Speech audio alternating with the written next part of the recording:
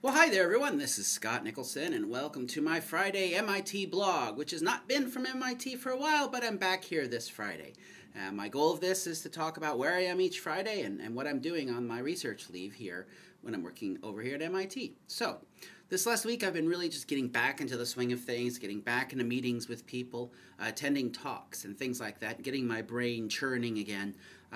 One of my big projects this week actually was pulling out a piece that I wrote on the history of gaming in libraries and reworking it for resubmission. This is something that you should know about if you decide to try academic writing, that many times you will struggle with a piece to find a good home for it. It's really important to find a match between a piece and the place where it needs to go.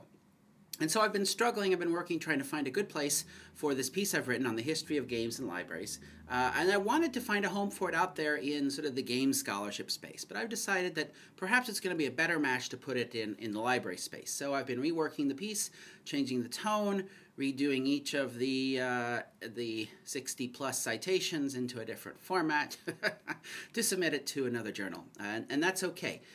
When you write academic papers, sometimes you just learn that you're pushing a paper into the wrong field or into the wrong area, and then you just start again somewhere else, and that's how all of this goes. So I'm looking forward to getting this out so I can start working on my new piece.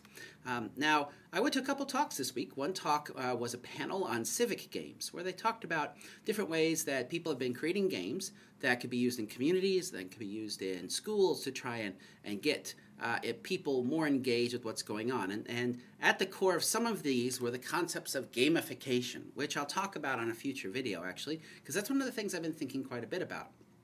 But I don't want to go into it this time until I've had some more time to let my thoughts settle on the issue. But I'll just say gamification, as it has been done, is pretty bad, but I'll rail upon that later.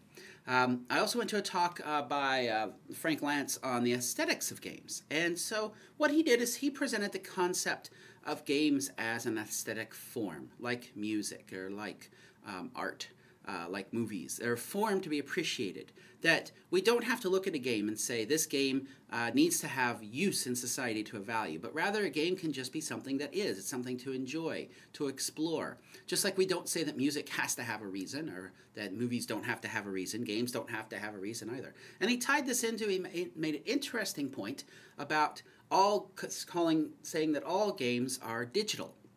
Now, and he was actually also referring to sports. He was referring to board games. He was saying all games are digital. And that what games do is they take activity that people do and break it down into a codified state. They're awarding points for different activities. So it's taking this stuff that you do, like in football, people play football, and the better they do in the football, the further the ball gets moved up. But at the end of each play, that ball is moved up to one of several discrete locations, and therefore it's a digital game, was his argument. So if you think about that, you know, like he pointed out to chess and said, well, chess is a digital game because each of those pieces can only be on one of the 64 squares. Now, you may move the piece within that square. There's lots of places it could actually exist in that square, but the reality is, for the game state, it's only in one square. So that was his argument, saying that all games boil human activity down to digital form. One of the other things I've been thinking about is the concept of a digital tabletop game, and how it does or does not facilitate engagement between multiple players. So I've been looking at that with games that you play on the iPad, as well as looking at other forms like a museum where people are playing games with each other. And I was really starting to think about how there's some struggles trying to create a good multiplayer game that helps people engage with each other and not just engage with the screen that's sitting there in front of them.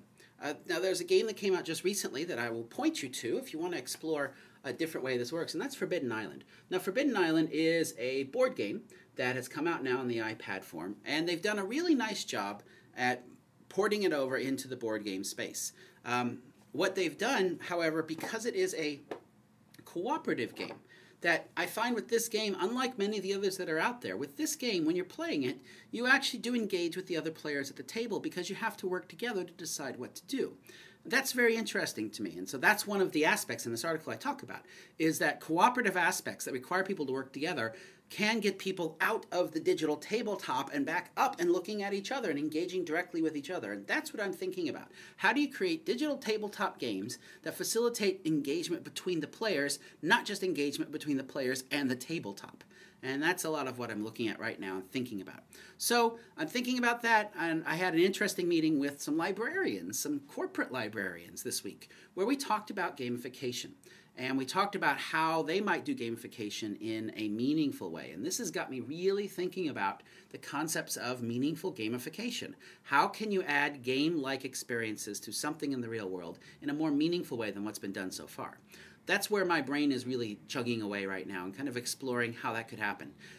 So that's what's been going on here. I've been through meetings and attending and working with people and going to talks and things like that. It really gets my brain churning in different ways. I feel like I've got 18 different articles that I want to write and different things to put together. But right now, I want to get this article shipped off about the history of games and libraries so I can focus on this other stuff. So I'll get back to work on that. Thank you much, and I will talk to you all next week. Bye-bye.